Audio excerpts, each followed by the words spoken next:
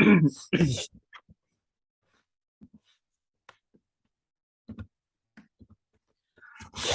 alaikum wa rahmatullahi wa barakatuh, and welcome back to our hadith class. We are doing the kitab known as Riyaadhus Saaliheen of Imam an-Nawawi rahimahullah, and tonight inshallah ta'ala we are starting a new chapter. We are on page 89 according to this particular print of the kitab, and without any extra delays, let's begin. Bismillah walhamdulillah wa salatu wa salamu ala rasulillahi wa ala alihi wa sahbihi wa man wala. So this is Babun fi Nahi anil Bid'i wa Muhdathatil Umur, the chapter with regards to the prohibition of innovations, bid'ah and muhdathat. Basically, they're synonyms. So وَكُلَّ مُحْدَثَةٍ بِدْعَةٍ, as another hadith tells you, every newly invented matter is an innovation. So from innovations and newly invented matters that they are prohibited as a general guideline. Obviously, we'll explain as we move on, but that's the chapter heading. So let us begin. He says, قال الله تعالى فماذا بعد الحق إلا الضلال. The first ayah he quotes is Allah says in Surah Yunus, فماذا بعد الحق إلا الضلال. What is after the truth except misguidance? In other words, after the truth has come to you, what else is left for you when you turn away from the truth except misguidance? So the truth in the context here and how it relates to this chapter is that the Sharia of Islam is what the truth is. So when you look for something outside of the Sharia because you feel, no, we need something more, then you have fallen into dalal. That's basically how it relates. In another ayah, he says, وَقَالَ تَعَالَى مَا فَرَّطْنَا فِي الْكِتَابِ مِنْ شَيْءٍ. In Surah Al-An'am, Allah says, مَا فَرَّطْنَا فِي الْكِتَابِ مِنْ شَيْءٍ. Allah, we have not left anything out of the kitab. In other words, everything that a person needs to know of the deen, Allah has included it in the Quran, and by Quran it also by necessity includes the Sunnah, because Allah tells you to follow Rasulullah sallallahu alaihi wasallam as well. So Quran and Sunnah has not left any stone unturned. In other words, what we need to know, we know. Do we need to know about dinosaurs if they existed, and whether it's permissible to eat pterodactyls and triceratops and stuff? It's not necessary. What came first, the chicken or the egg? These things are unnecessary. Thus, the Quran and Sunnah does not speak about such things. But what is important is there, and important is what takes you to Jannah. That is what grants you salvation in the hereafter and saves you in this world. That is what is referred to as important as far as the deen is concerned. But in any case, that was in Surah Al-An'am. He quotes another ayah. He says, قال تعالى فإن تنازعتم في شيء فردوه إلى الله والرسول, أي الكتاب والسنة.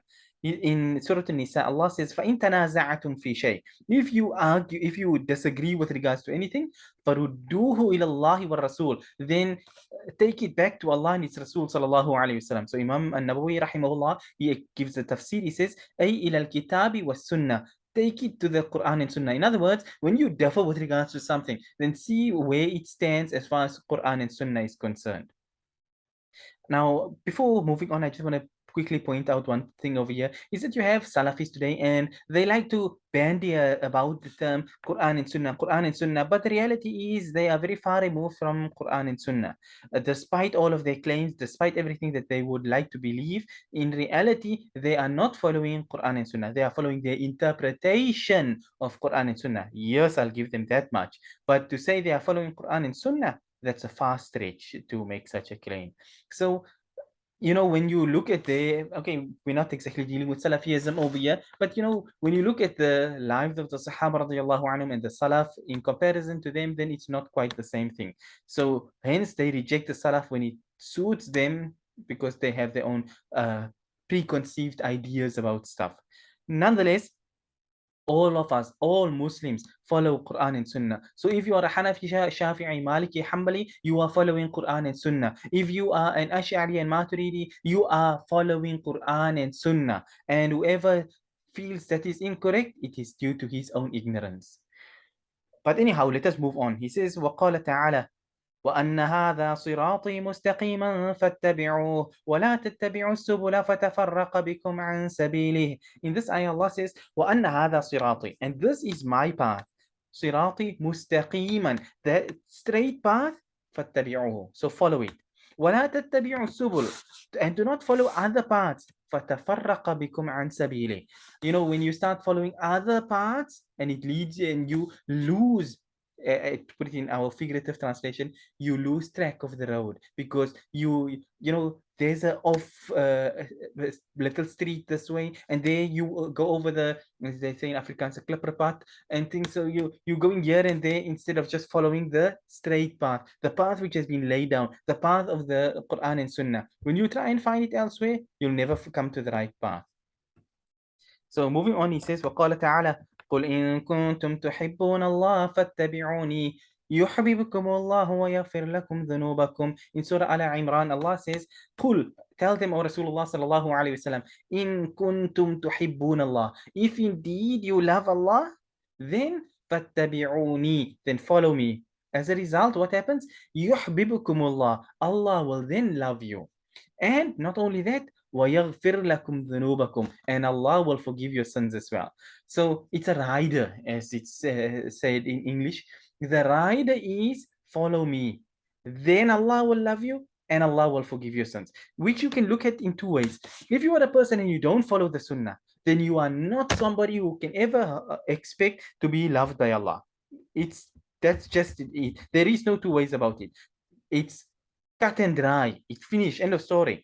If you're not following the Sunnah, you are not a person beloved to Allah, and you cannot expect your sins to be forgiven. That's number one. Number two, the flip side of the coin. When you are a person who is an ardent follower of the Sunnah, and Rasulullah sallallahu alaihi wasallam didn't say, then love me. Nabi sallallahu alaihi wasallam said, follow me. Follow me in the sense that you sit back and you say, I love Rasulullah sallallahu alaihi wasallam, so I'm having some milad over here, I'm getting some Raza Ali Qadri over here, and he'll sing some naat and things, and we'll hang up fairy lights and Christmas lights and Christmas decorations all over the place. We'll walk through the streets with the tazia over here, the get a bucky along there and put on a picture, not a picture, but one of those paper mache type creations of the green dome and stuff, and you go through the streets like this, blaring out there, Uwais Qadri singing, and you think that this is, I love Rasulullah sallallahu alaihi wasallam. Maybe in your mind you think so, but Nabi sallallahu alaihi wasallam said, follow me. So the criteria is more than just love. It is obedience, and obedience is a result of love. It is there's a I forget the name of the poet. He makes a statement. He says, فيا عجبا كيف يعصى الإله أم كيف يجحده الجاحد وفي كل شيء له آية تدل على أنه واحد. Okay, no, not that one. Is a different one. But okay, it slipped my mind right now. But any case, the point being that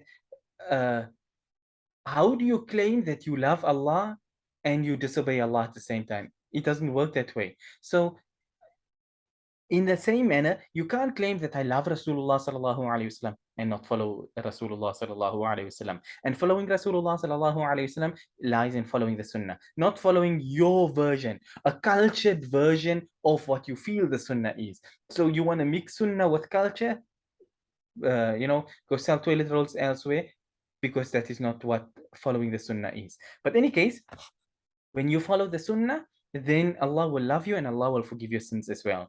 So this is وَالْآيَاتُ فِي الْبَابِ كَثِيرَةٌ مَعْلُومَةٌ. As far as the ayat in this chapter, meaning as far as the ayat of the Quran that exhorts a person to follow the Sunnah and warns you away from innovation, he says there's many and they are well known. So he's not going to come and quote each and every single ayah. He quoted 5 and that is sufficient.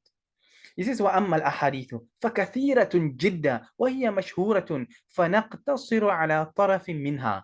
He says, as far as the ahadith relating to this chapter are concerned, then there are many. There's a whole lot of them. And وَهِيَ مَشْهُورَةٌ, and they are well known as well. But فَنَقْتَصِرُ عَلَى طَرَفٍ مِنْهَا, so we will suffice with only a small portion.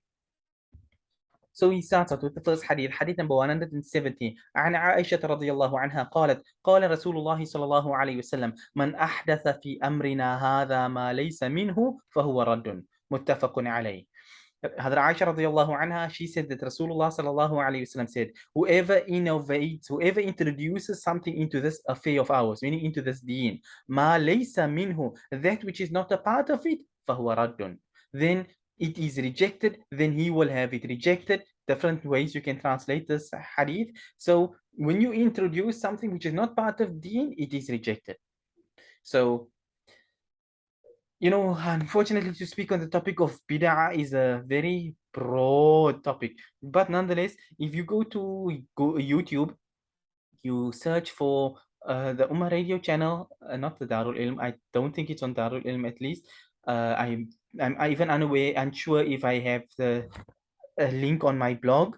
But nonetheless, if you go there to, even if you go to YouTube and you type in bid'ah between misguidance and extremism, or between extremism and misguidance, but if you search under that title, especially if you search it in relation to Ummah Radio channel, then you will come across an audio which I gave on the topic. I think it's close to an hour long, or at least I should think it's longer than half an hour. So obviously, for us to sit in half an hour now and discuss bid'ah will be a bit much, and we won't move beyond this one hadith. So I would uh, greatly exhort a person to actually listen to that audio, because it explains the the Salafi misunderstanding of bid'ah, and also explains bid'ah in the context, because the extremism, the the Salafis now, and misguidance as in the grave worshipping types over there. So one goes to Ifrat and the other one is Tafreed. Both of them are of the right path of the Sunnah. So it explains in that audio over there the difference between what is known as good bid'ah and what some fuqaha is referred to as a wajib bid'ah. Some people don't even know you have such a thing, but because it's purely linguistic, and it shows.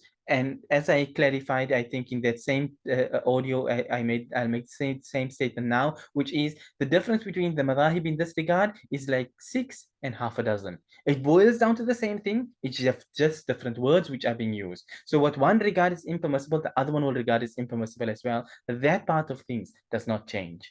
So where good bid'ah and stuff like this exist in the three madhahib, the Hanbali madhab does not have a concept such as good bid'ah. So for example, we would say having a madrasa, a darul ulum, teaching Arabic, etc. We would say these are good bid'ahs, and some of them are wajib bid'ahs, because it's purely linguistics. And that's when you find Hadrat Umar radiallahu anhu making the statement, ni'mal bid'atu hadhi. What a good bid'ah this is. Not that it was bid'ah at all, in any way or form. That was the sunnah he was following, but using the term bid'ah linguistically. Thus, the three madhahib use it in that same linguistic form, because that's how Hadrat Umar radiallahu anhu used it as well.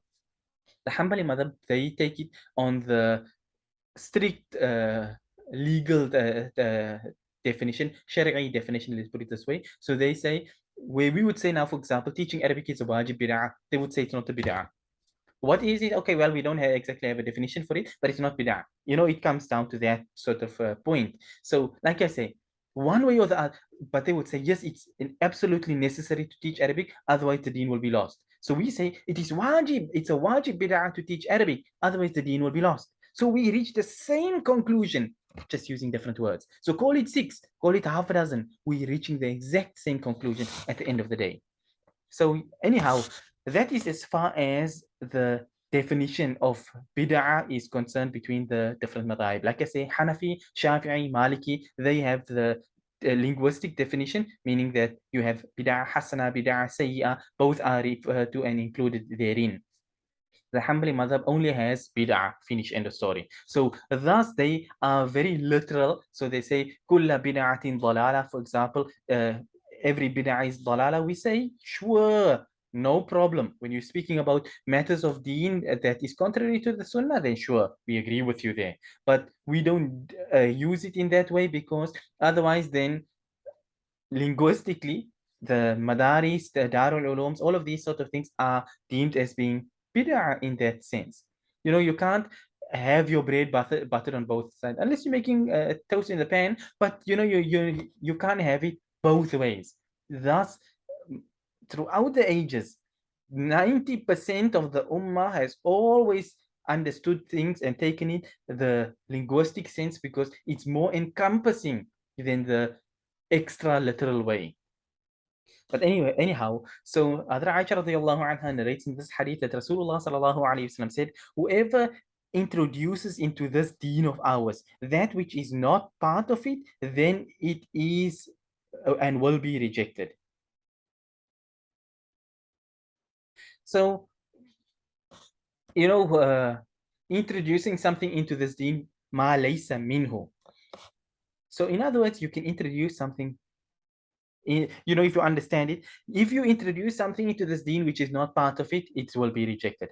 If you introduce something into this deen which is part of it, it will not be rejected. If you mafhumul mukhalif, to use that, okay, it's a Shafi'i usul, but nonetheless, in other words, teaching Arabic is part of the deen.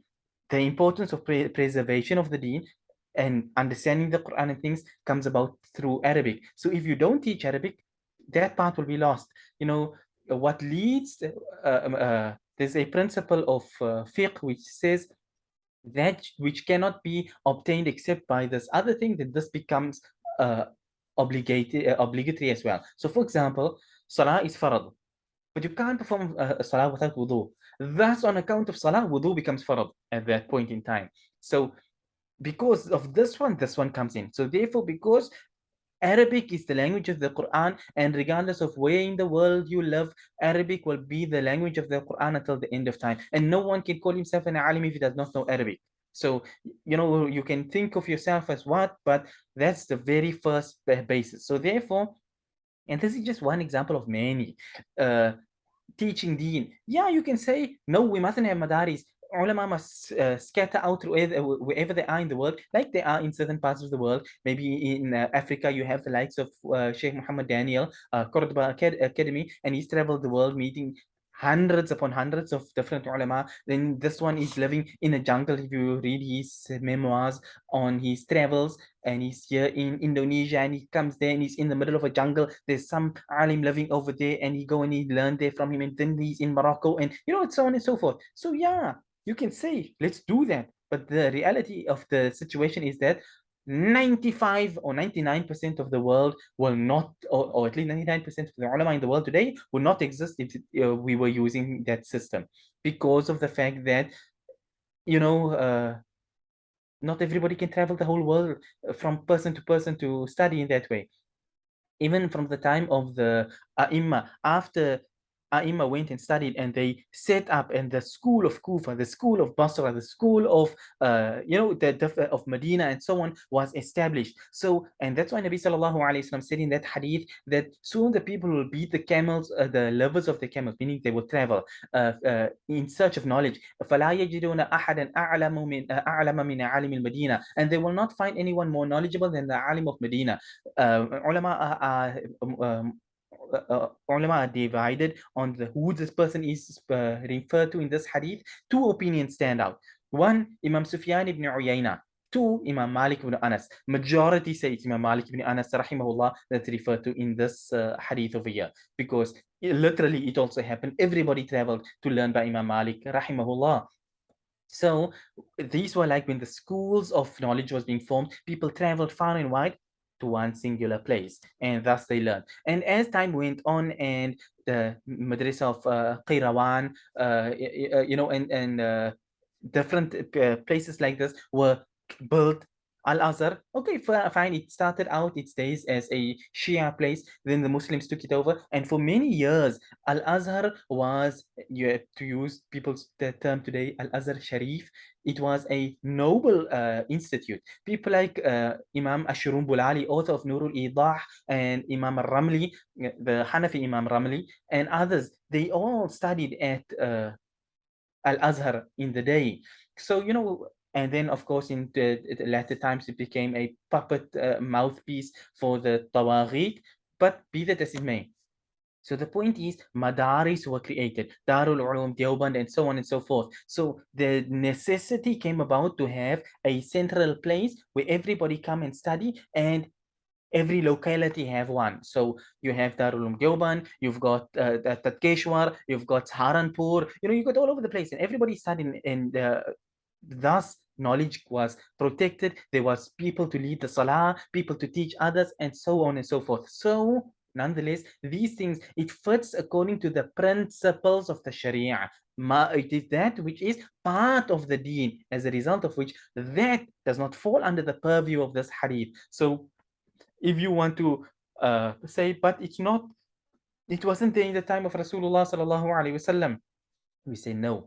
What Nabi sallallahu alaihi wasallam is referring to here is things which does not follow the principles of the Sharia, then it is rejected. When it is something that is part and parcel of the deen itself, like in the case of having, for example, having somebody have a madrasa which teach tajweed, for example, which teaches people the different qira'at, for example, different things of the sort. We say 100% this is not a bid'ah in any way or form. Linguistically, yes, all of this is bid'ah. The Quran was not compiled in a mushaf in the entire life of Rasulullah sallallahu alaihi wasallam. The Quran was not compiled in one book form.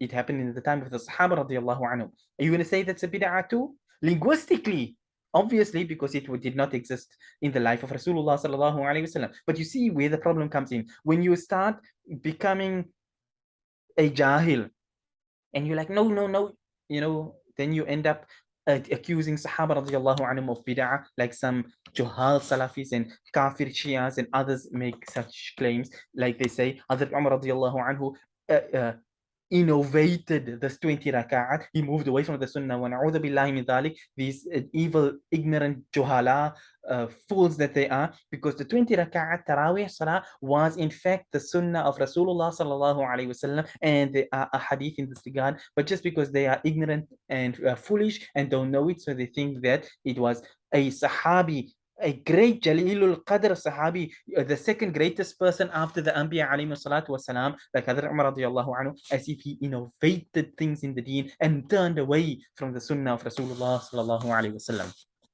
But in any case, that's their stupidity, and they will answer for that. As far as we are concerned, this is what we would understand from the concept and the topic of bid'ah and introducing something into the deen. Like I say, the ulama have added this criteria, that which is part of it, that which is a necessity of the deen. So like wudu is a necessity for salah, therefore wudu gets that rank of becoming fard at that point. But at other times, if you're going to go and sleep, it's sunnah to be in a state of wudu. But for salah, it becomes fard. So it changes accordingly. But nonetheless, so that's anything which fits the criteria of what the Sharia has put down, then it does not get deemed as being bid'ah, which is prohibited. And Allah knows best. But like I say, you can make reference to that audio on YouTube, bid'ah between misguidance and extremism, and it will give you but more of an insight as to the varying opinions and what is what and things of that sort, inshallah.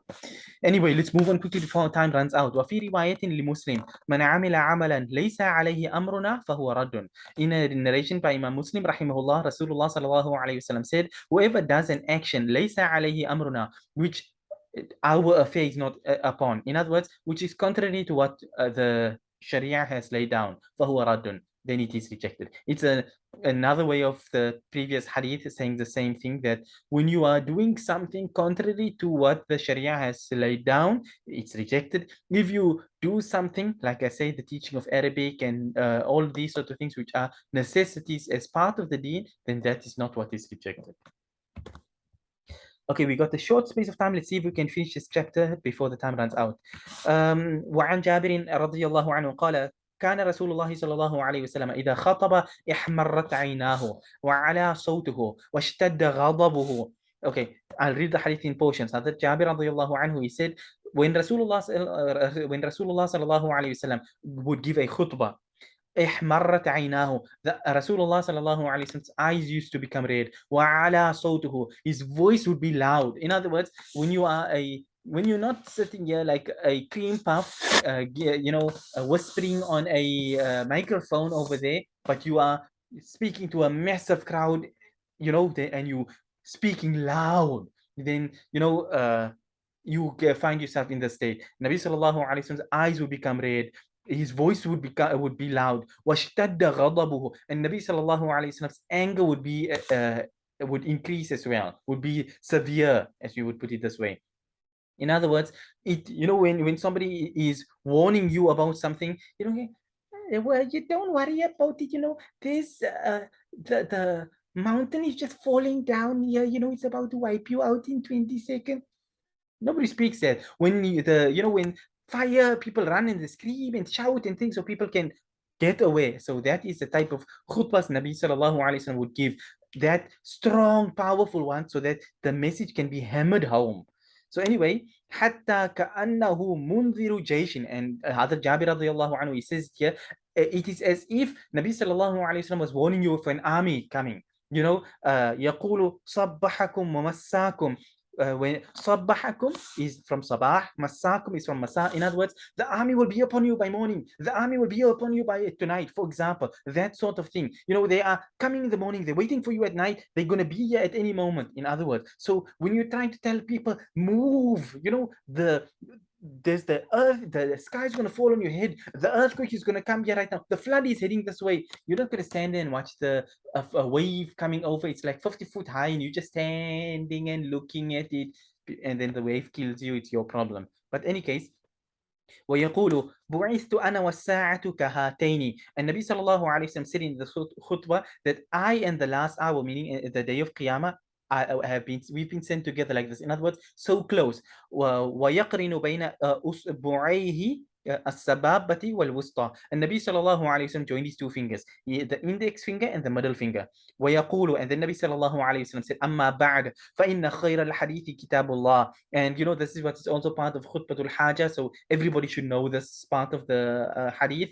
Nabi sallallahu alayhi wa sallam says as for what follows: فإن خير الحديث كتاب الله. Verily the best of speech is the book of Allah, the Quran. وخير الهدي هدي محمد صلى الله عليه وسلم. And the best of guidance is the guidance of Rasulullah صلى الله عليه وسلم. وشر الأمور محدثاتها. And the worst of matters are the innovated ones. وكل بدعة ضلالة. And every innovation is misguidance. ثم يقول, and thereafter Nabi sallallahu alayhi wa sallam said, أنا أولى بكل مؤمن من نفسي. I am more rightful for every mu'min than his own self. من ترك مالا فلأهله. Whoever dies, in other words, and leaves behind wealth, فلأهله. Then the wealth belongs to his heirs. ومن ترك دينا أو ضياعا. Whoever leaves behind, debts, or he's got orphans, people, poor family, little children, things of the sort, فَإِلَيَّ وَعَلَيَّ. Then it comes to me and it is a duty upon me, in other words. Now this was a later hadith compared to the previous ones, where Nabi sallallahu alayhi wa sallam would not make the janazah salah for somebody who died having debt. But later on, that ruling was changed, and Nabi sallallahu alayhi wa sallam made this sort of statement to say, if anybody has debt, then Nabi sallallahu alayhi wa sallam would pay. This ruling in our terms today translates into the fact that if somebody dies and he has debt and he has no money and the family has nothing, then the Baytul Mal, in the Khilafah, the Baytul Mal, it's the duty of the Khilafah, the Khalifa, to pay now the debt of that person, to look after the widows and the orphans, things of the sort. So that is what is being referred to here. But in any case, it's part of a hadith, and it's the purport of the hadith as to why it's over here is the worst affairs are the newly invented ones, and the innovations are misguidance. But like I say, keep it in mind with the principle which we had done previously. Rawahu Muslim, Imam Muslim rahimahullah narrates this hadith. Last one before our time runs out, 172 hadith. وعن العرباض بن سارية رضي الله عنه حديثه السابق في الباب المحافظة على السنة. This hadith is Hazrat Irbad ibn Sariya radiallahu anhu's hadith, which was previously touched upon in Al-Muhafadhati ala Sunnah, which we just did previously about 2 weeks ago. I think this is the chapter Muhafadhati ala Sunnah. Okay, in the wrong direction. Okay, Muhafadhati ala Sunnah over here. So it's not repeating the hadith over here, but just simply saying that this hadith fits in as well.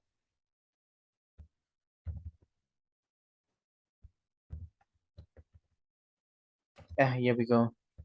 Hazrat Irbad ibn Sariya. وعظنا رسول الله صلى الله عليه وسلم موعظة بليغة.